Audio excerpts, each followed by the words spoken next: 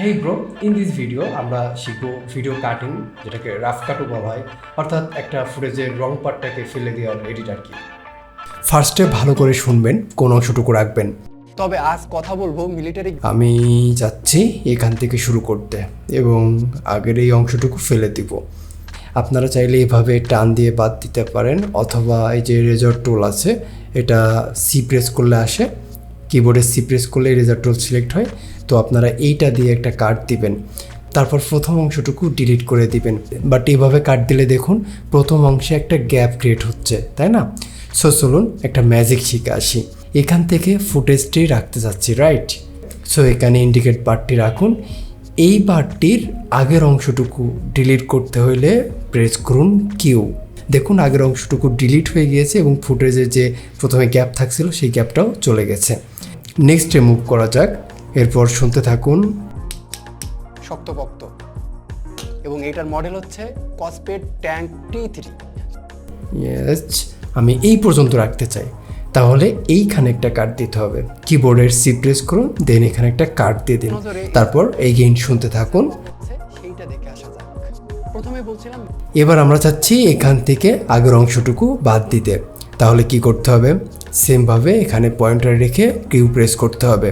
Same এই অংশটুকু যে পর্যন্ত রাখবেন সেখানে যে আবার একটা কাট দিবেন। এবার আরও একটা নতুন কিছু শেখা যাক, যেখানে কিউ ইউজ করতে পারবেন না সেখানে কি করবেন। সো আগের মতোই যে অংশটুকু রাখবেন তার ফার্স্টে একটা কাট এবং তার লাস্টে একটা কাট দিবেন, এরপর ডিলিট। দেখুন এখানে একটা গ্যাপ ক্রিয়েট হয়ে যাচ্ছে, রাইট? এবার কি করতে হবে?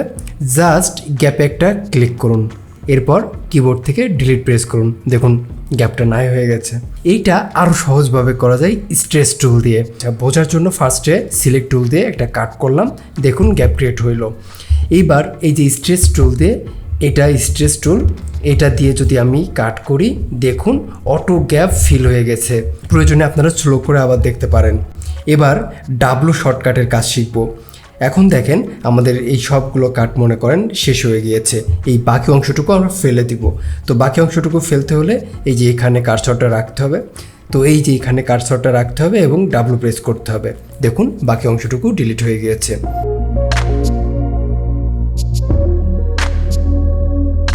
বিরল প্লেসমেন্টটা ডিপেন্ড করে স্ক্রিপ্ট কি ডিমান্ড করছে সেইটার উপরে। চলুন সংক্ষেপে কিছু বিরল প্লেসমেন্ট দেখে আসি। ফার্স্টে ভালো করে শুনুন স্ক্রিপ্টে কি বলা হচ্ছে। একটা স্মার্ট ওয়াচ নেই যেটা কিন্তু আসলেই শক্তপোক্ত এবং এটার মডেল হচ্ছে কসপেড ট্যাঙ্ক T3। দেখুন এখানে ওয়াচটির মডেলের কথা বলা হচ্ছে। সো আমরা এখানে একটা বিরল অ্যাড করব। মনে আছে তো কিভাবে ফাইল ইম্পোর্ট করতে হয়েছিল? সো আমরা এখানে বিরল ফোল্ডারে যাব। বিরল ফোল্ডার থেকে একটা ফুটেজ চুজ করব এবং এই ফুটেজের উপর ডাবল ক্লিক করলে এটা সোর্স মনিটরে চলে যাবে। তারপরে এই ফুটেজে যেখান থেকে রাখবো সেখানে মার্কিং এবং যে পর্যন্ত রাখবো সেখানে মার্ক আউট দিয়ে নিব এবং এই ফুটেজ থেকে আমরা শুধুমাত্র ভিডিও পার্টটুকু ইউজ করব। বিরলটা প্রপারলি প্লেসমেন্ট করে নিচ্ছি।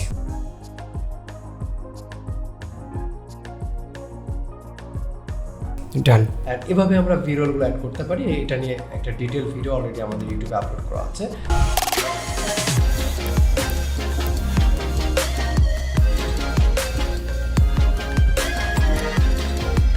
সো এই এপিসোড আমরা এখানে শেষ করছি। আমাদের নেক্সট এপিসোড কিন্তু গুরুত্বপূর্ণ টপিক, যেমন ইফেক্ট কন্ট্রোল কীভাবে করবেন, ইফেক্টসগুলো কোথায় পাবেন। So don't miss hour next episode and subscribe our channel.